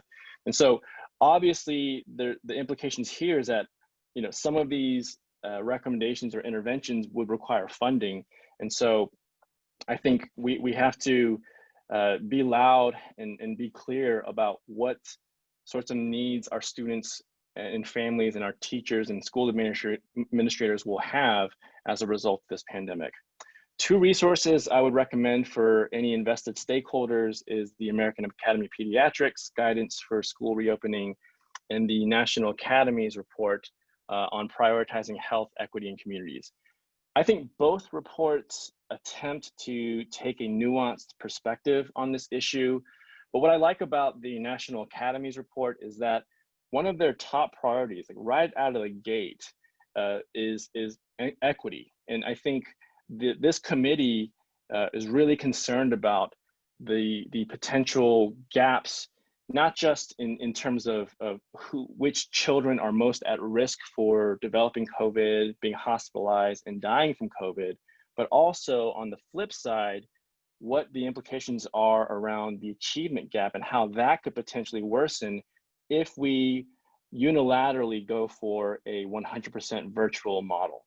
And so this is a major tension that we have. I don't think it's necessarily mutually exclusive to have an in-person or a 100% virtual learning model that doesn't support children's social and emotional needs or learning needs, but there certainly are trade-offs. And so I think there are many more people in the audience who, from an educator's and policy perspective, could weigh in on a more informed level, but from a trauma-informed perspective, this is what I would submit. And so those are my slides. We made it. I'm so sorry for my poor internet connection. I'm happy to send these slides out in case anybody missed or it got disconnected on some of those parts. And I'll close with a quote from Frederick Douglass: "It is easier to build strong children than to repair broken men." With that, I will stop my share and happy to take any questions. Thank you, Stan. Again, I'm going to invite Brittany and as well as draw in a question that's been lingering for a minute from Jane. Jane asks, are the ACEs equally damaging to long-term outcomes, or are some combinations of them more damaging than others? That's a great question. And what we do know is that ACEs tend to occur in clusters. And so the ACE study developed what we call an ACE score, and that only gives us information on the number of events people experience. It gives us no information on the severity of that trauma, the number of perpetrators, the frequency or duration of it. It only tells us, did it occur, yes or no? Now, that being said, with those limitations in mind, what we do know is that sexual trauma is particularly severe, and emotional neglect is actually on par, if not potentially worse than sexual trauma in terms of its association with health effects or health outcomes that we pay attention to. And so I would say of the 10 ACEs that were in the original ACE study, sexual abuse, emotional neglect seem to have the strongest weight to them in terms of their detrimental impact. Great. So Brittany, we had you ready and teed up to not only respond to Dr. Sonu, but to also maybe talk about where you see some potential solutions. I don't know if you kind of delivered them earlier in some of your talks, but I just certainly want to invite you to give your reactions and thoughts about, where we could go from here. Thank you. I'll share a question that I'm thinking, and I certainly don't have the answer, but as we've grappled with, do schools reopen, do they close? I'd also love to see a conversation that grows out of this to name, you know, what are some of the responsibilities that we've placed on education systems that they are absolutely not prepared to take on, and what are the other sectors that can step up to support? That's the mother in me, that's the former teacher in me, as my text messages are oftentimes filled with friends who are preparing to go back to school now, is often, well, who else is in the ring with me? And where are they? So that's just a question that I have. And I'll really transition us now to share sort of a bright spot that's happening in the city of Atlanta under our work at Gears. So we deal a lot with thinking about the birth to 5 space. And even in this discussion with school reopening for districts, because the early care and learning system is so fragmented, parents just sort of have to figure it out on their own, as well as individual childcare centers. So in 2017, Gears convened a group of philanthropists, nonprofit leaders, early care providers, folks from the government, people from Atlanta Public School, to really think about the birth to 5 space. And historically, all of those entities or actors just sort of did their own thing. And that was the first time that these people across all sectors actually got in one room and solely focused on the youngest and often most vulnerable population.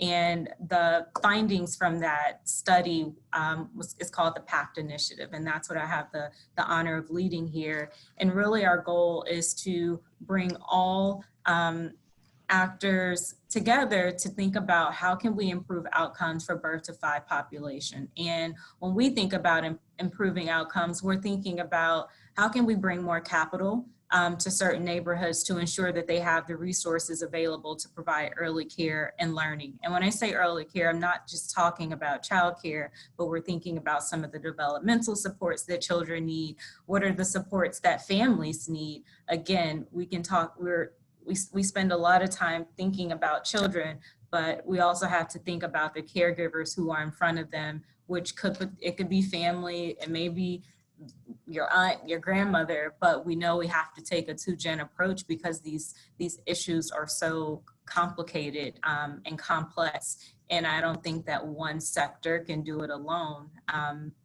So there's a lot happening. What we do have in Georgia, and I saw it on the chat, we have universal pre-K. A lot of states do not have that, which is a free resource for families. But what we also know is that the supply doesn't oftentimes meet the demand. So there's more work to be done. You know, so that's what I have right now. But I think all of these conversations and issues that are surfaced helps us understand that regardless of where you work, whether you're in academic, whether you're in government, whether you're in education, we have got to remove our siloed approach to support families, because that's not how they live their lives. They don't say, oh, are you the policymaker? let me just talk about the policy thing. Are you the doctor? We've got to talk about these issues because they're intertwined. And the longer we sit in our seats or our lanes, particularly right now, I think we're missing the mark. Great. Thank you, Brittany. Again, we've got a couple of minutes. Invite anyone to chat in any questions you may have. We've got folks who are monitoring the chat lines along with myself. And I just want to, Dr. Hahn, you want to make a comment? I really appreciate what Brittany said, and I just wanted to emphasize one thing. The label universal pre-K is misleading because it sounds like, and Brittany said this, it sounds like every kid should have access to pre-K in the state, but that's not what happens. And unfortunately, there's this interplay in the lottery system between giving kids college money and giving kids pre-K money, and these things are always struggling with each other. What we need is to guarantee that the pre-K kids who need it, get it. Otherwise, they're never going to get to use that college fund. So we have universal pre-K, but it's not universal, and it should be. Thank you. Thank you. Thank you, Dr. Hahn. I'm seeing a question in the chat line for either one of you. It says, although a small number of children have died of COVID, do we know what percentage were children of color? Any data available on that, Dr. Sonu or Dr. Hahn, if you know? I haven't, it's been a while since I've seen any disaggregated data in children. What I do know that is, so in general, children, and I'm talking very generally here, so of the 3.4 million cases of COVID in the United States, 8.4% are accounted for by children. So that's about 300,000 cases. And in terms of deaths, children, and this is from states that have been sending data to the CDC and other data collecting organizations, children account for about 0 to 0.8% of all deaths from COVID. 20 states that have submitted data report 0 deaths. And in terms of the rare but very serious complication of COVID that seems to be specific in children, which is that MIS-C, or multi-system inflammatory disorder in children, syndrome in children, there, what we do know is that in the data that I saw the other day was about 30% of cases in one study were in Latinx children, 25% of the cases were in African-American children, and both of those percentages are higher than what would be expected in the general population. So it does seem that these disparities that we've been seeing in adults are mirrored in some way or parallel in some way in children. And so, yes, while I think we can say in broad strokes that overall children seem to have a less severe course of COVID, there's less risk of death, there even might be a lesser risk of transmission in children less than 10, there's still a disparity within that data, within those who are still affected, that we cannot disregard, that we have to pay close attention to. Great point, Dr. Sonu. I'm also looking a little upstream on our chat line. I don't know if Bonnie Hardage is still online, but 20 minutes ago, she made a good point about some of the networking that's happening in the state of Georgia. Bonnie, are you still on the line? If you are, you may be on mute. But anyway, she talks, if you look, there's many supports are growing in Georgia around transforming schools to address ACEs and trauma. Check out PBIS, Positive Behavior Interventions and Support, is in 1,300 schools.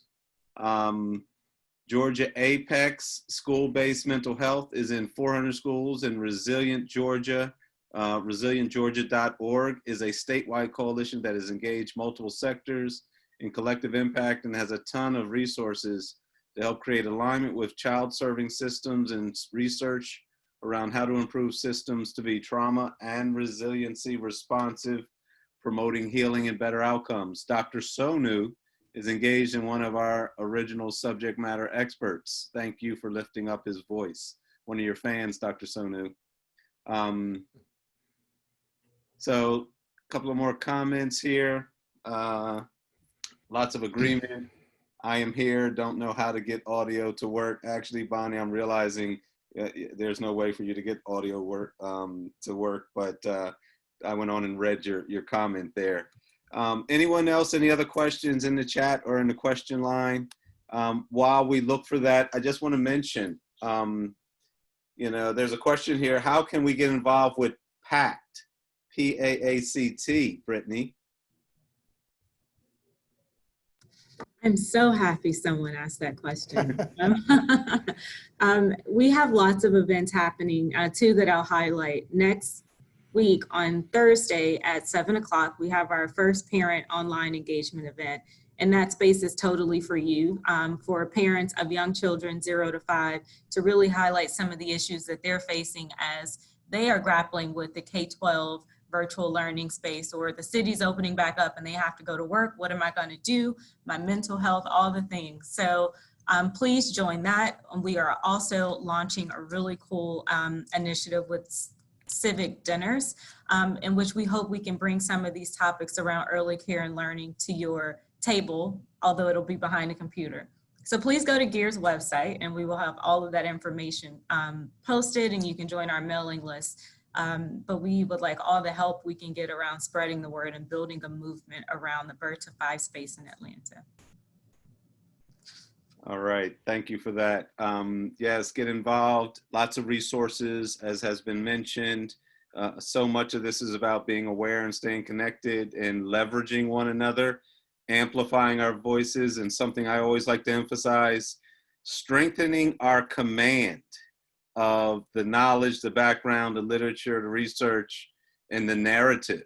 You know, we're all change agents, and you know, both individual one-on-one opportunities as well as what we can integrate into our systems of operation.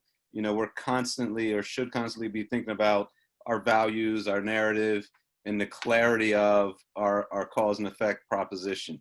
So, Angina, thank you, presenters. According to Dr. Hahn's presentation, school integration affects health outcomes. What deliberate efforts are there to integrate public schools? Anything you know of, Dr. Hahn? Unfortunately, the Office of Civil Rights at the Department of Education, as far as I know, only responds to individuals who bring cases that indicate discrimination against their children. It does not have the capacity to monitor schools and force them to integrate when there's segregation exists. And the Department of Education, I think, and the Supreme Court actually has weakened notions of segregation, so that the enforcement of desegregation has been is not what it could be.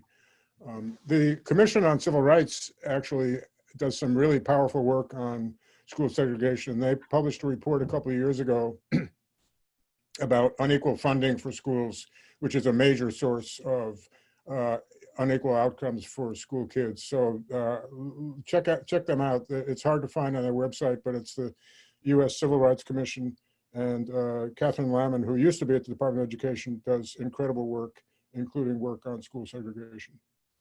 Fantastic. Thank you, Dr. Hahn. And I want to thank all of our panelists. We're at the top of the hour. I want to thank all of you, 103 strong soldiers who hung in here for this entire presentation. Great information, I believe. And we also want you to know that this web series has a number of partners who are involved. We're inviting you to be involved. Too many partners for me to name them all directly. And so this is an extension of the work of the Two Georges Initiative, as well as PSE's Just Health Circle. The Circle, you can go onto PSE's website and get contact information around how you can join the Just Health Circle. We have monthly meetings in addition to this web series, which it will present monthly as well, with a variety of topics coming forward. Again, we're looking at the broad array of social determinants and vital conditions, as some call it. And so we look forward to seeing you engaged, and thank you again so much for joining. Appreciate you all, and have a great day.